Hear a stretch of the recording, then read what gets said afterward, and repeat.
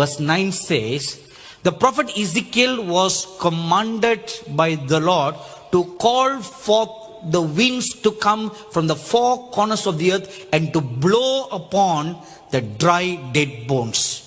He called the wind from the north, the south, the east and the west. They gathered together as one great tempest. And they came upon the bones, and the bones all joined together to form one exceedingly great and mighty army. And you all know very well that the word army does not include one soldier. Am I right, everybody? If it's just one soldier, the scripture would have said he became a soldier. But it says an army. An army means all the members in the remnant church coming together as one great army. No more one super church. No more. It's one great army of God, where everyone, the faceless, the nameless, the selfless ones. Remember the story about the donkey that was tied to the door in Matthew 21? You see, nobody ever goes and pampers a donkey. Do you? You don't. A koala bear looks very nice, cute. You may hug a koala bear. Kangaroo, though it kicks us, yet looks very cute. But nobody will ever say, donkey, you're so nice, you're so cute, you have such a long face. Do you do that? No, we hardly give second look at the donkey. The donkey was tied to a doorpost until it gave birth to a baby. Now, what is the purpose of a donkey? Is a animal of burden. It carries burden. It's supposed to do work. But the Bible says this donkey was never used from the day that it was born till the day it was found by the disciples. No man has ever sat on it. So who does the donkey represent? You. I'm not calling you a donkey. I'm saying the donkey represents the nobodies, the faceless, the nameless, the selfless ones. You're not important enough to give a visiting card to anybody. That's why I don't carry a card. In these last days, God has need of you. He calls the donkey, come, I need you. It's the nameless ones, the faceless ones that are called by God. And He comes upon them. And it will cause the shaking. When the four winds come, it will cause a shaking of the heavens and the earth. The awesome display of the mighty power of the Holy Spirit will prepare for the coming of the Lord Jesus Christ. That's the whole purpose, to prepare for the coming of the Lord Jesus Christ. Haggai chapter 2, verses 6 to 7 say, when the power is manifest, then the desire of all nations will come. Now on Pentecost Day, the Holy Spirit came as a wind and filled the house. But in the last days, the Holy Spirit will come like a perfect storm, gathering Himself from the four winds. Now what are the four winds? Isaiah chapter 11 verse 2 talks about the seven spirits of God. The seven spirits of God are grouped together in force, like a four mighty river. The spirit of wisdom and revelation, the spirit of counsel and might, the spirit of knowledge and the fear of the Lord, and the spirit of the Lord. Four winds. Four winds of the seven spirits of God. They come together as a mighty force. You know, when mighty winds and tempests blow, they just don't blow by themselves. Fire also accompanies it. In Revelation chapter 4 verse 5, you will read about 7 flames of fire before the throne of God. And the 7 flames of fire are the 7 spirits of God. Now these 7 fires will come and join together as one in 7 colors of the Holy Spirit, and they will join the 7 winds and come upon all of you. So what do they represent? God will anoint the last days remnant church with the 7 spirits of God. Amen. It will be poured out in an abundant measure. I think the word abundant measure is not right. It should be measureless. Measureless will be poured upon everybody, upon the little children, upon the youths, upon the women, upon the servants, upon the handmaidens. Whoever give importance to a servant or a maid. Do you? We don't care. We don't give any importance to a maid or a servant. But the scripture says, even upon those who are outcasts, those who are looked down upon, God will pour out the 7 spirits upon them. Because in the last days, God needs all those in the highways and the byways to come in to bring in the last harvest. Because the call that was first extended to the main churches, they just rejected it. We don't want the Holy Spirit. We don't want the speaking of tongues. We don't want this great, awesome miracles. We don't want this. We don't want to be teletransported. Who knows where we will go?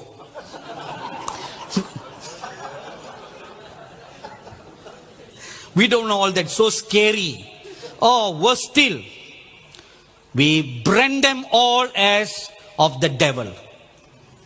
You know, during the Wales revival, as I mentioned to you on the first day, it swept, the fires of the Holy Spirit swept all over Wales. And those fires leapt over into Germany. And Germany caught the fire, one particular church, and was spreading until the established church called for a consultation. They wanted to discuss about this speaking in tongues business. And after consultation, they came to the conclusion and they put forth a declaration called the Berlin Declaration, where all the Lutheran churches and the established churches, they came to a conclusion: the baptism of the Holy Spirit accompanied by the speaking of unknown tongues is of the devil. And we don't want anything to do with all this. And the door of Germany was closed to the Holy Spirit. Shortly after, Hitler rose up in Germany. See, you close the door to the Holy Spirit, and then you open the door to the devil. The devil came in and raised up Hitler, anointed him, and he started the First World War. Millions of people died. And then he went out on a rampage, killing 6 million Jews. Now, who is responsible for all that? The church. It's because of the church that Hitler rose up. If on that day all the churches in Germany had embraced the Holy Spirit, Hitler would have never risen up. Agreed, everybody? Hitler would have never risen up. There wouldn't have been a First World War. If there's no First World War, there wouldn't have been a Second World War. 6 million Jews would not have gone to the gas chambers. The church is responsible for all that. And one more time, in these last days, we are doing the same thing again and again. We are now pushing it all back. Pushing it back. When God anoints little children, their spiritual eyes are open. They see awesome visions. They are taken up to heaven. You know, there are many pastors and churches that denounce all this as of the devil. I have personally interviewed children, you know, little children, 2-year-olds and 4-year-olds. They have seen visions that are in the book of Revelation, and the parents have swear to me that they have never read the book of Revelation to their children. The children have never heard of the book of Revelation, never seen anything related to the book of Revelation, never heard the book of Revelation, but they see amazing scenes as it is in the book of Revelation. Where did they get that from? Can you say they just imagine it? How can they imagine drawing a living creature that has the face of a lion and a human body with 4 wings and eyes all over the body? Can you imagine anything like that? No, how can a 2-year-old imagine it? And a 4-year-old girl, a pastor's daughter in New Delhi, a Nepali girl, Nepali church pastor's daughter in New Delhi, the capital of India, she was taken to heaven. And there she saw many animals in heaven. Among them was a unicorn, a horse with a beautiful white horse with a horn on its head. And the pastor never told this to anybody. You know, he just kept it to himself. And before this incident, I was preaching at a children's camp in Darjeeling, in India. And my host picked me from the hotel to go to the auditorium. And on the way, he asked me some questions about some of the visions that I've seen in heaven. So I told him, okay, I'll share with you on a promise that you will never breathe a word to anybody. He said, Scout's honor. So I shared with them something, and I mentioned about this unicorn that I've seen. And with horses with wings and how they fly and all that. So he just kept to his heart. And then this young man, he went to New Delhi to do a youth ministry. And the pastor shared in private what the daughter saw. And this young man was shocked. And then he narrated to the pastor what I had explained. And when the pastor heard that I had seen a similar thing, he took courage then that his daughter was really taken to heaven and she really has seen it. And then he boldly told everybody else what the daughter has seen. Now, is that imagination? It's not imagination. And then there was another incident. Some group of pastors, you know, they had their, I think, retreat. And in the retreat, instead of kneeling down and praying, or fasting and praying, or at least discussing the word of God, or discussing how they can take their city next for God, they sat together to talk about me and our television ministry. And they went on criticizing about every program that we were producing. Chiefly, the programs that we produce where we interview children who have seen visions. And we dramatize those visions to share everybody what God is doing for the children. And they were denouncing that all this is of the devil. And there was one pastor in that meeting whose children have such experiences. He stood up and he denounced the chairman of the meeting, said, "You are a liar to speak such things." See, they are experiencing it. This is the same problem that happened in the days of the Lord Jesus. If you read Matthew chapter 21, when the little children were all crying and praising God, praising the Lord Jesus, saying, "Hosanna to the Son of David who is coming in the name of the Lord." The Pharisees, the established church leadership of that day, rebuked the children and asked the Lord Jesus to shut them up. Little ones.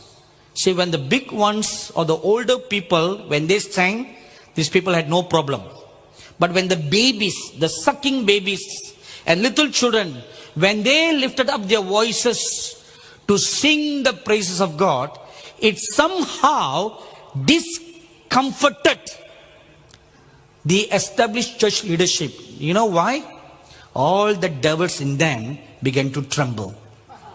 Because the Bible says in Psalms 8:2 that in the last days, the little babies from 0 age up to 4-year-old, they are going to cast out demons. They are going to do that. So that's why when they started singing, all the devils in the established church leadership began to tremble. You know, several years ago, we were conducting a fasting prayer meeting in Chennai. And an angel of the Lord appeared to me with a scroll, and he unfolded the scroll and he read, God is asking you to establish a children's ministry and teach the children about the end time, their end time destiny of seeing visions and to prophesy. And the age group was 5 to 12. So we began to conduct a separate meeting for the children from that time onwards.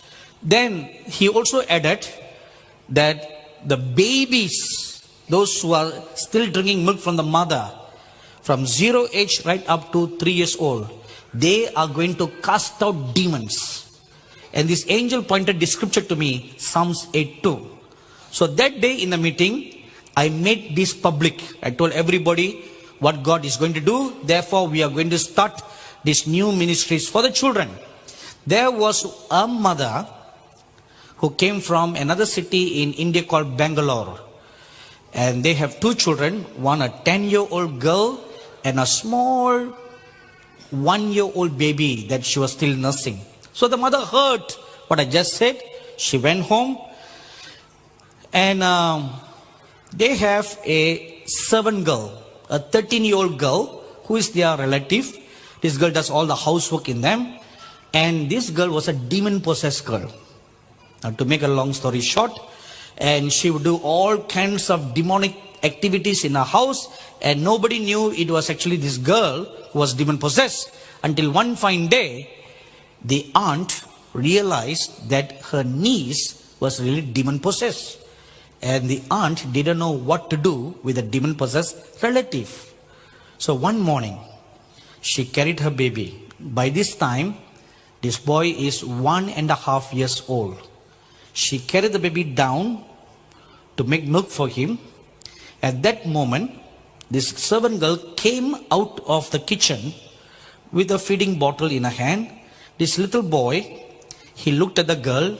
He just smiled with his babyish smile, and he lifted up his hand and pointed at her. In that instant, the aunt, her spiritual eyes were open, and she saw a dark, evil spirit depart from the girl. She was shocked.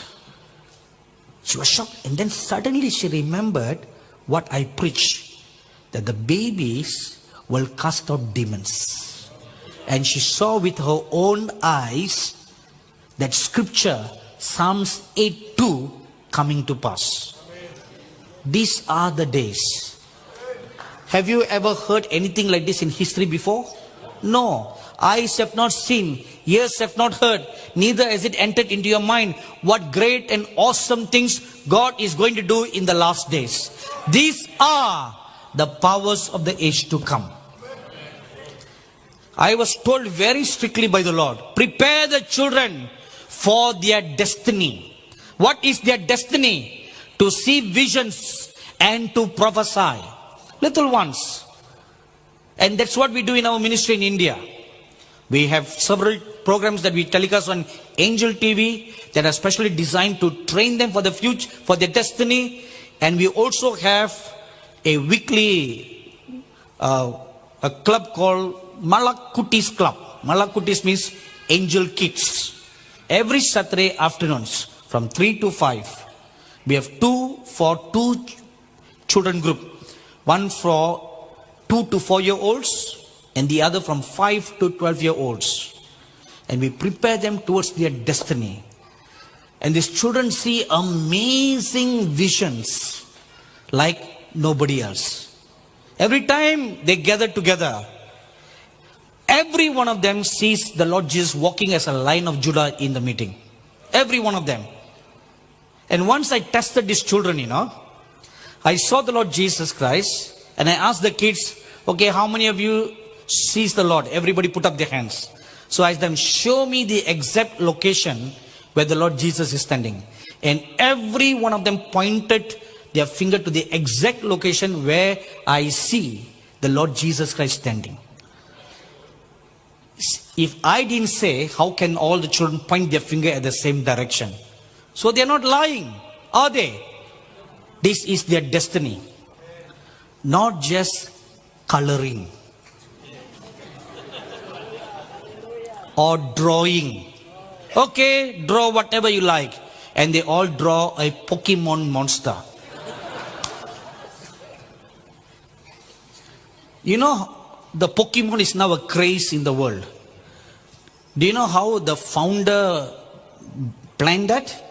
The founder is a former Christian, and he designed those Pokemon. This is his own testimony, to rebel against his godly parents. And he designed all those demons as an insult to Christianity. So if you allow your children to play Pokemon demons, what are you teaching your children? Okay, it's not innocent, you know. Harry Potter is not innocent. Pokemon is not innocent. Pokemon is the moon. Moon comes from demon.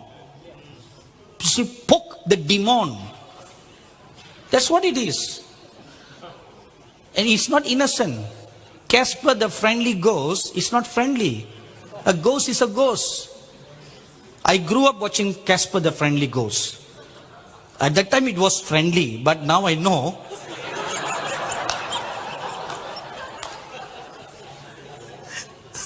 It's not so friendly, you know. Ghosts are ghosts. There's no such thing as friendly ghosts or unfriendly ghosts. My dearly beloved brothers and sisters, if you will not prepare your children for their ultimate destiny, the devil is already preparing your children to serve the Antichrist army. So whom do you want your children to serve?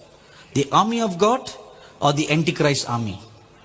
If you will not do anything about it these days, just like what Mordecai told Esther, if you are going to remain silent, your kids will be the first one to take the mark of the beast.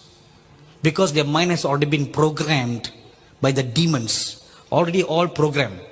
And if their minds are programmed, your mind will be, without much further, also be programmed to receive the mark of the beast.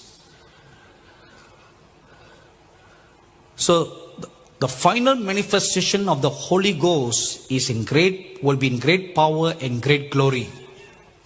We must therefore have a knowledge of the workings of God in these last days.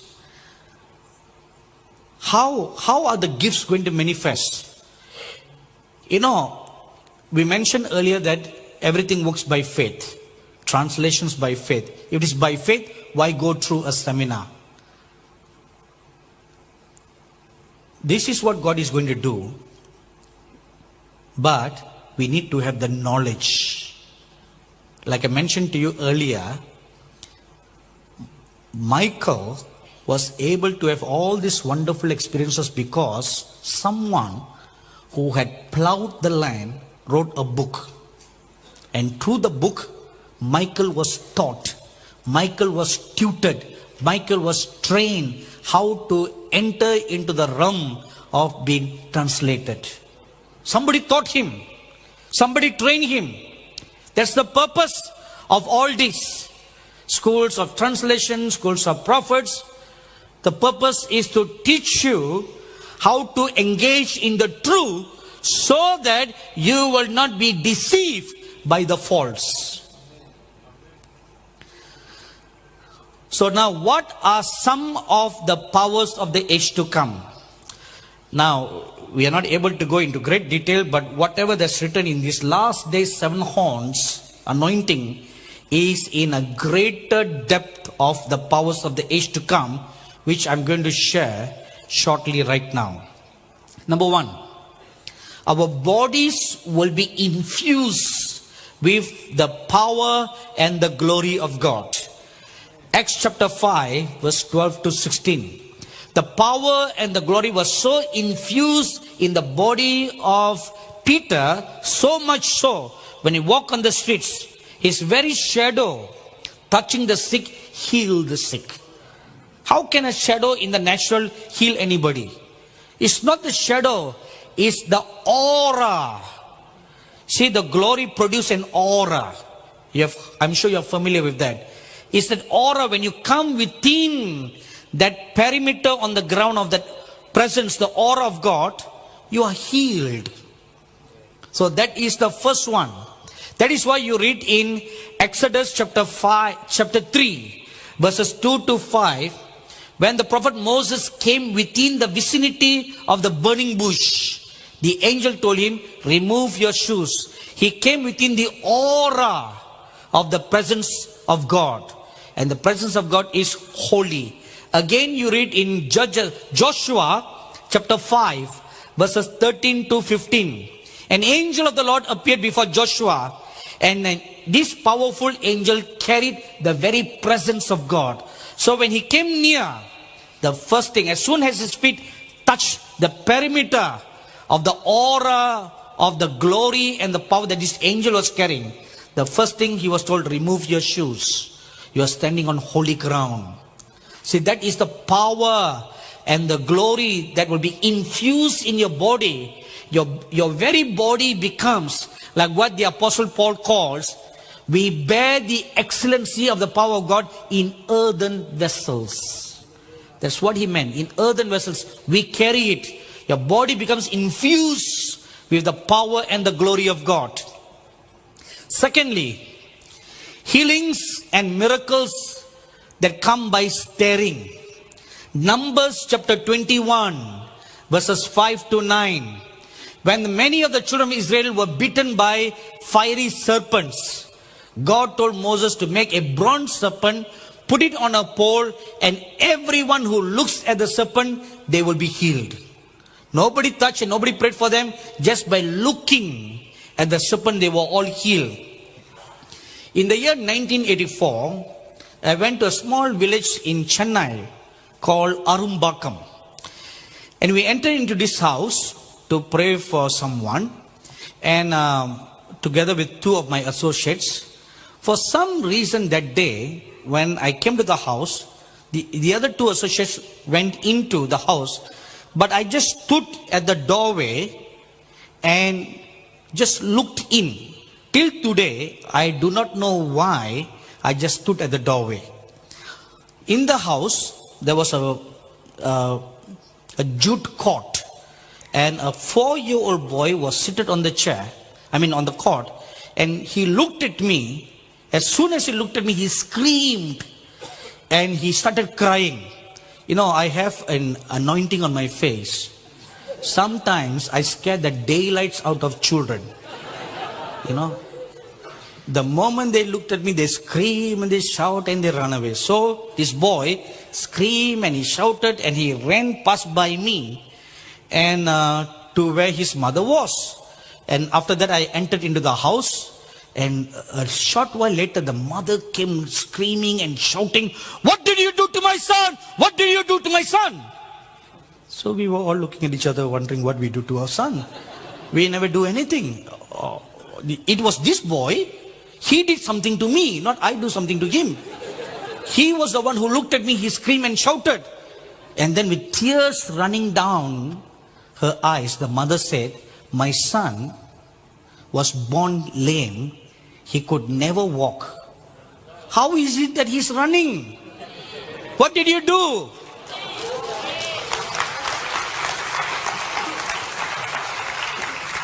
Only then it dawned on me that when he saw me, that miracle took place in his life.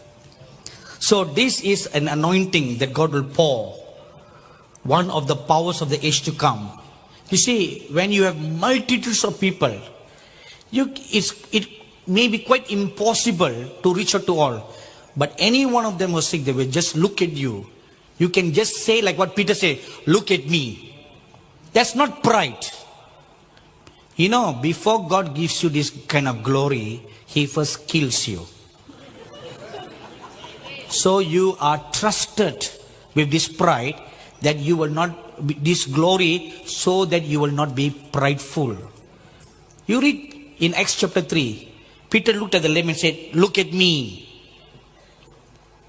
By making him look at him, Peter was making focus on bringing his heart and mind into oneness to activate his faith. That's what Peter did. Not say, look at me, I am the hero. Upon me, the whole church is built upon. That was not his purpose. He said, look at me. That's what you're going to do. All you will have to say, look at me. One look, everybody healed.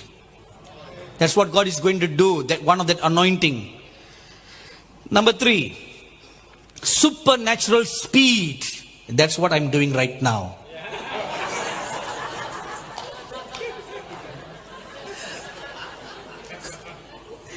First Kings chapter 18, verses 45 to 46. How could the prophet Elijah run faster than a horse that is running at least 50 kilometers per hour? The fastest man in this world, Usain Bolt, can only run 20 kilometers per hour. That's the fastest man.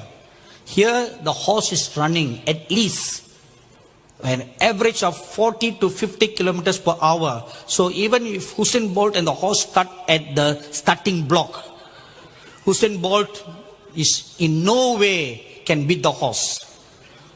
Such being the case, the Bible says the prophet Elijah ran faster than the horse. So Elijah the prophet was running faster, means more than 50 kilometers per hour, which is humanly impossible.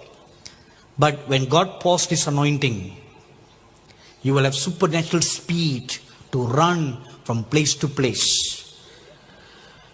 That is an experience or the anointings that the last days army mentioned in Joel chapter 2 verses 4 to 9 is going to manifest.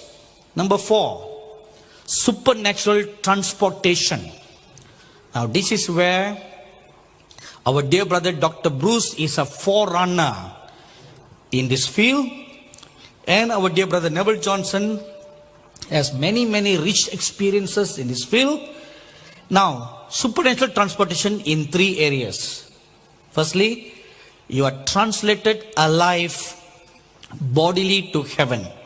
Genesis chapter 5 verse 24, where Enoch was translated alive to heaven. And 2 Kings chapter 2 verse 11, where Elijah was translated alive without tasting death into heaven. Next, you are translated in the spirit to heaven and to other places.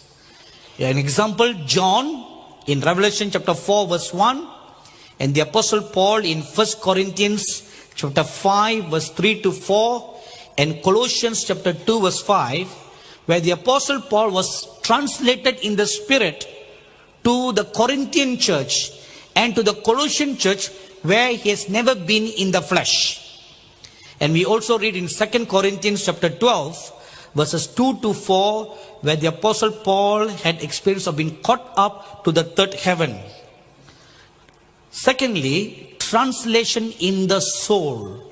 Your soul can also be translated. A good example of this is found in 2 Kings chapter 5 verse 26, where the prophet Elisha was praying in his house and his servant Gehazi was committing a sin, and Elisha's soul was there witnessing the whole thing that he was doing.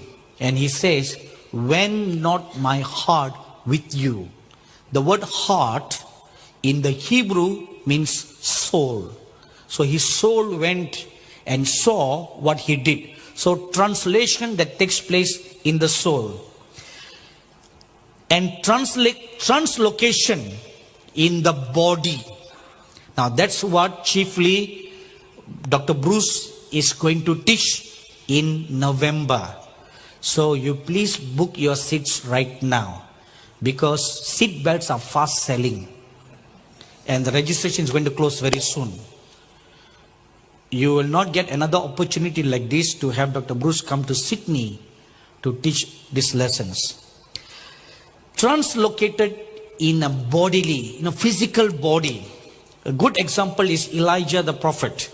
In 1 Kings chapter 18, verses 11 and 12, where the governor Obadiah tells Elijah, because Elijah told him to go and tell Ahab that he had come.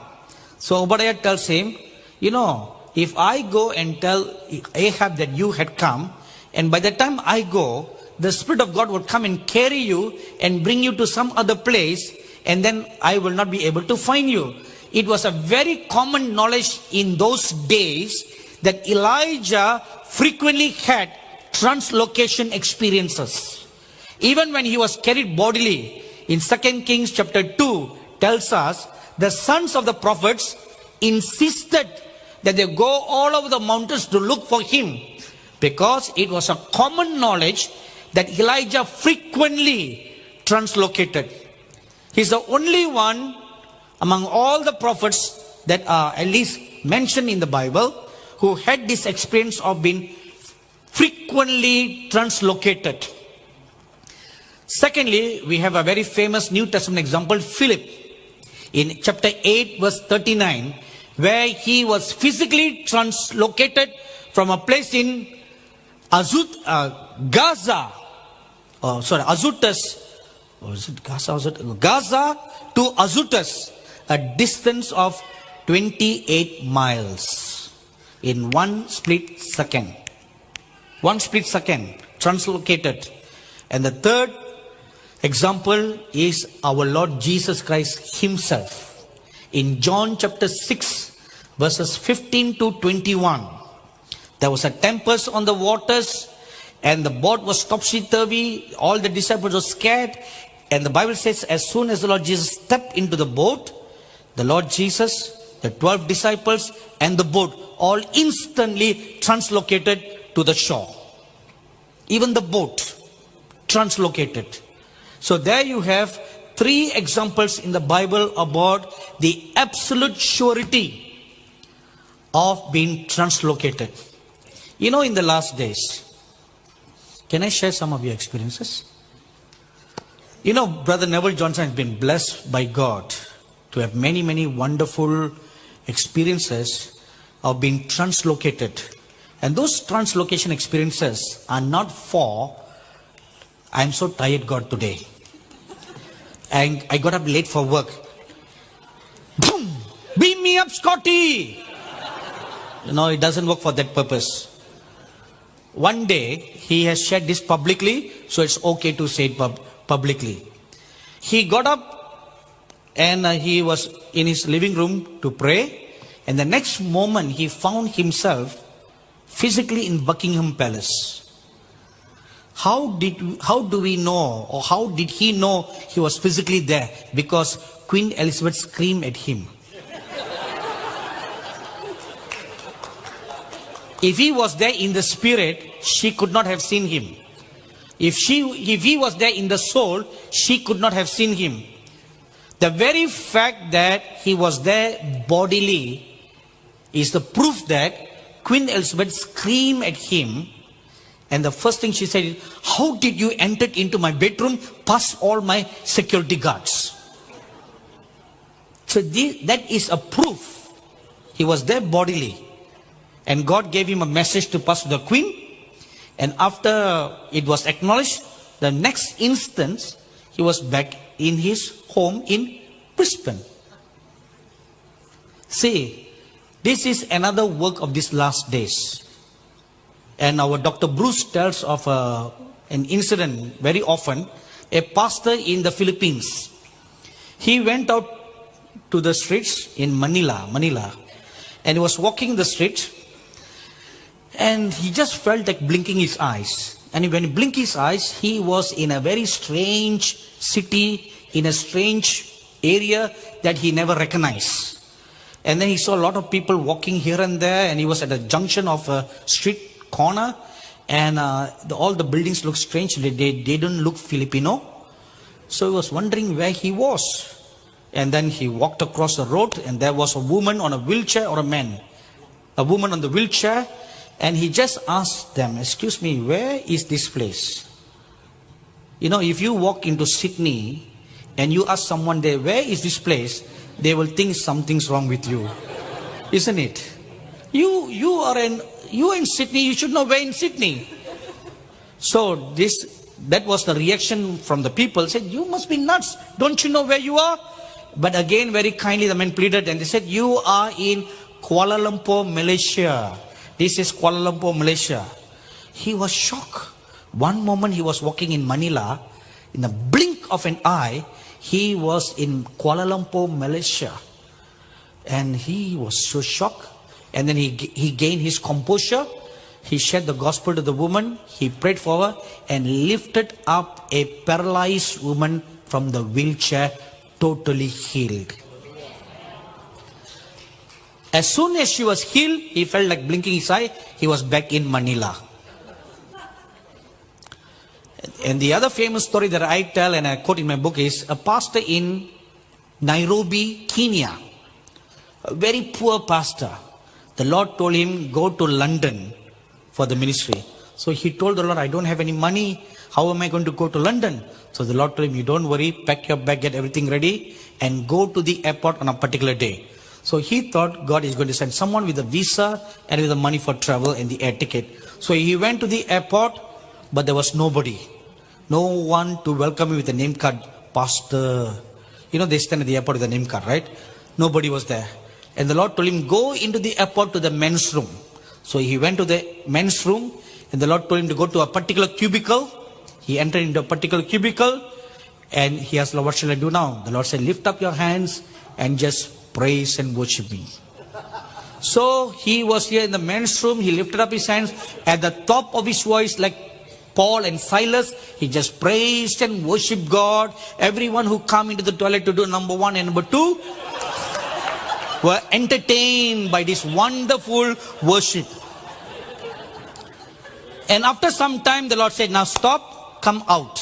When he came out of the toilet, he was in Heathrow Airport, London. Wait, not yet. So, then he asked the Lord, what shall I do now? The Lord told him, go out and there's someone to meet you. So when he came out, there was someone to meet him. He did the work of the Lord. And then he asked the Lord, what shall I do now? How shall I go back? Go back to the Heathrow Airport. Go to the men's room. And praise the Lord.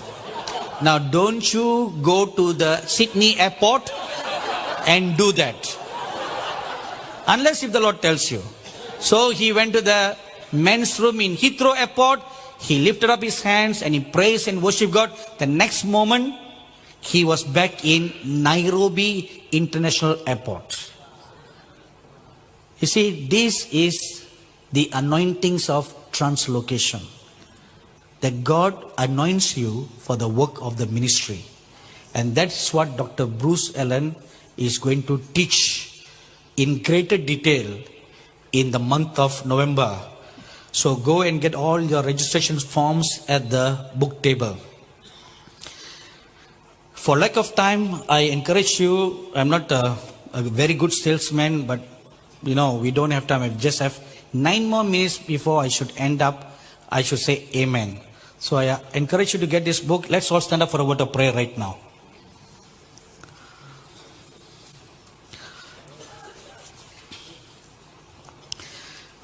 Lift up your hearts unto the living God right now.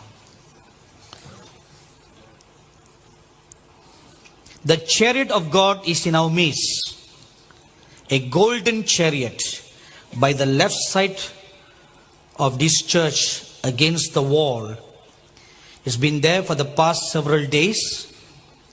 Especially I saw this yesterday and it is full of treasures. Thank you, wonderful God. Everybody, please remove your shoes right now. Put it under your seat.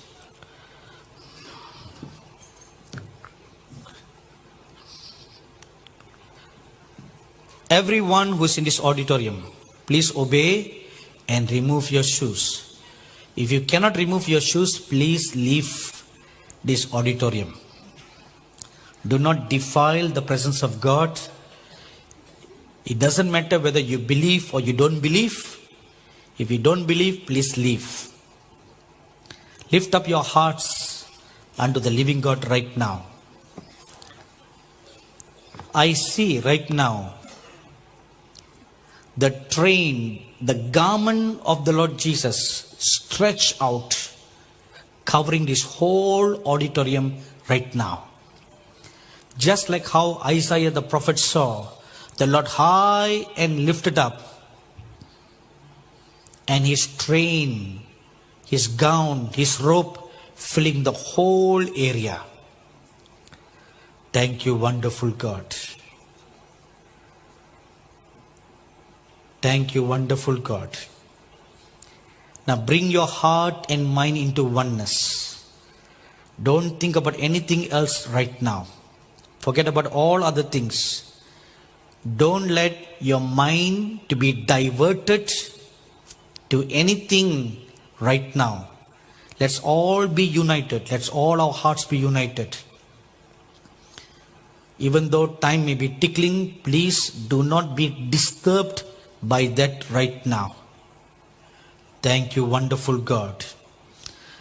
I see several cherubim and living creatures in our midst. They have come to impart their anointings to you. There is a reason why 4 special living creatures are mentioned standing before the throne of God. And they have their powerful anointings to be released on this world in these last days. And I see a mighty white horse, fiery horse, enter into this auditorium right now. On my left side, from the far back of this auditorium, a fiery horse just entered in. Thank you, wonderful Lord Jesus. Come on, lift up your holy hands. And you just bless the name of the living God right now.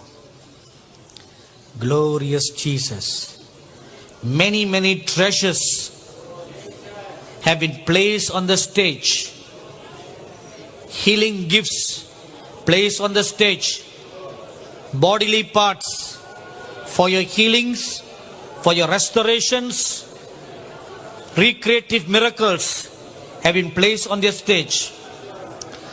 You open your mouth now and you ask the Lord for your blessing. The robe of the Lord Jesus, the kindness of the Lord Jesus, the goodness of the Lord Jesus is stretched out to envelope and cover all of you. Thank you, wonderful God. Open your mouth and ask right now. And as you are asking, I see these angels taking those blessings and coming towards you. Thank you, wonderful Lord God. Come on, don't keep quiet. Open your mouth and you ask. Whether it be a spiritual gift, whether it be a natural blessing for your bodies, whether it is for your church, you want your spiritual eyes to be open. You want your spiritual ears to be open. You want to be anointed with the gifts of the Holy Spirit. You want to be anointed with the 7 spirits of God. You want to be anointed with the 7 horns anointing. It is yours for the asking. It is yours for the asking. Thank you, wonderful God. I see this living creature like a calf walking in our midst, bearing a bowl of oil in his hands, and he's pouring it upon those who are praying for the gifts right now. Thank you, wonderful God. And I see on this end the living creature like a flying eagle. He's going on one side and he's using his beak to tap on you, tap on the center of your forehead, causing your spiritual eyes to be open. Thank you, wonderful God.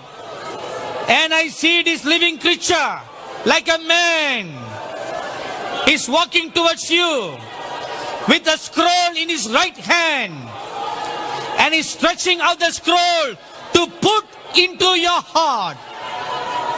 Thank you, wonderful God. All the pastors who are Naomi's, open your mouth and ask the Lord concerning your churches. Ask the Lord concerning your churches. Oh, wonderful Lord Jesus. When you do, I see the Lord Jesus himself. He's bending down before you and he's writing on the floor, drawing plans like a master craftsman. The works concerning your church, concerning what you should do. Thank you, God. Holy Father, now I pray, according to all your word that is been spoken to them, let your grace come upon your children right now. In the name of the Lord Jesus. In the name of the Lord Jesus. In the name of the Lord Jesus. Let them be filled. Be filled. Be filled. Right now. Right now. Let your power, let your anointing fall. Let it fall from the crown of their head to the sole of their feet. Let your power flow tangibly. Tangibly. Let them experience your fire. Let them experience your fire. In the name of the Lord Jesus. In the name of the Lord Jesus. In the name of the Lord Jesus. Let your fire fall. Let it fall. Let your fire burn in their eyes. Let your fire burn in their ears. Let your fire burn in their hands. In Jesus' name. From the crown of their head to the sole of their feet. Let your fire flow. Let it flow. In Jesus' name. In Jesus' name. In Jesus' name.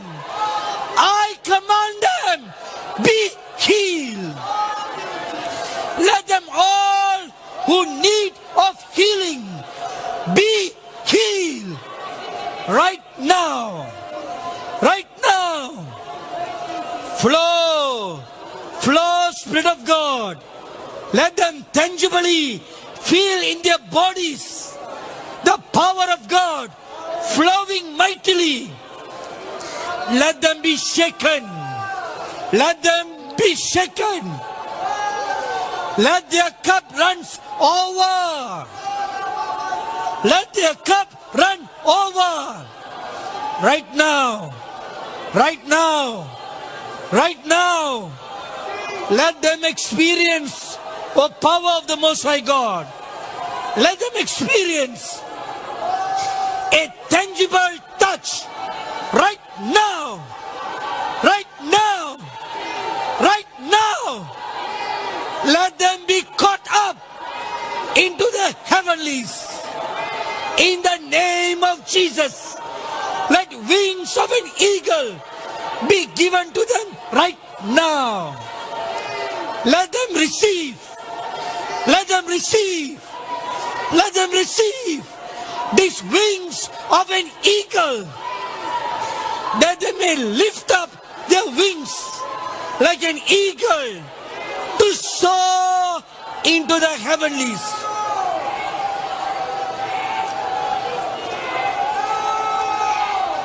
Oh, Lion of Judah, roar! Roar! Roar! Roar!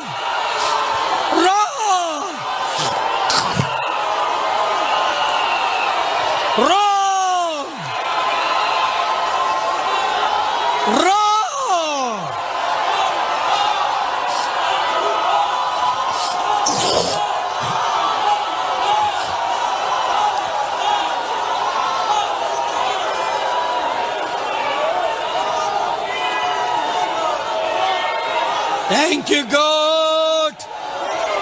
Let a mighty roar from the innermost of the being flow forth. Flow forth.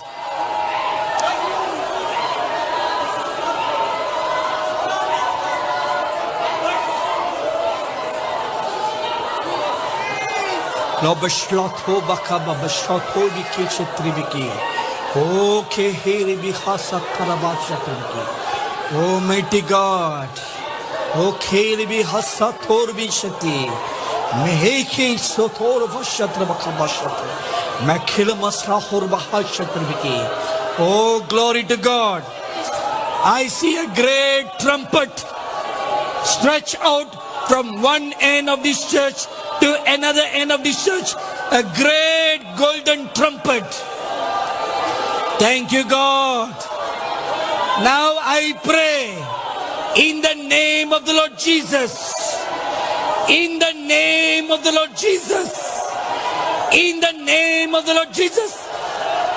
Let them receive the gift of prophecy. Let them receive the gift of prophecy. Amen. Amen. Put the trumpet in them, Lord. Put the trumpet in them right now. Thank you, Lord. Thank you, God. In the name of the Lord Jesus, I pray, let the trumpet be put in them. Let their churches be your voice of trumpet that will blow the sound of alarm all over this land. Thank you, wonderful God. Come on, lift up your holy hands and bless the name of the living God. Come on, open your mouth and bless the name of the living God who lives forever and ever.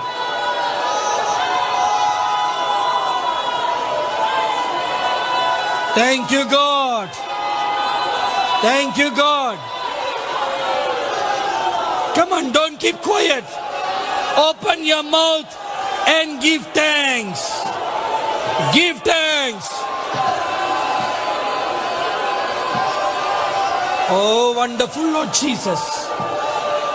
I now see the golden chariot come to the center of this church right now. It is in the center between the stage and the first row of the seats. And I look into the chariot and I see all kinds of gold ornaments, like a necklace, a nose ring, a earring, bangles, anklets. All these are the gifts of the Holy Spirit for the bride of Christ. Come on, lift up your hands. Now, stretch out your hand by faith. And you say to the Lord Jesus, I take them all. You say, I take them all. Oh, wonderful Lord Jesus. Oh, thank you, Lord. Come on, open your mouth and say, take it. Stretch your hands. Stretch your hands and take it. Stretch your hands and take it.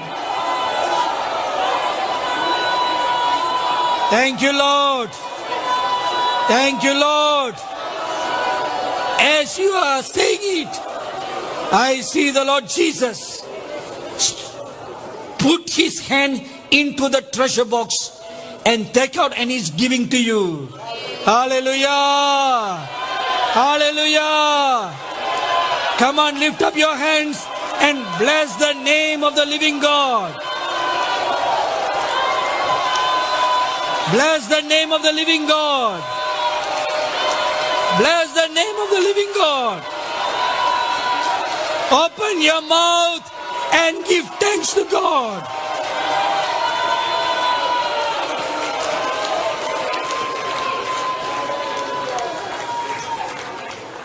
With all heads bowed and hands lifted up.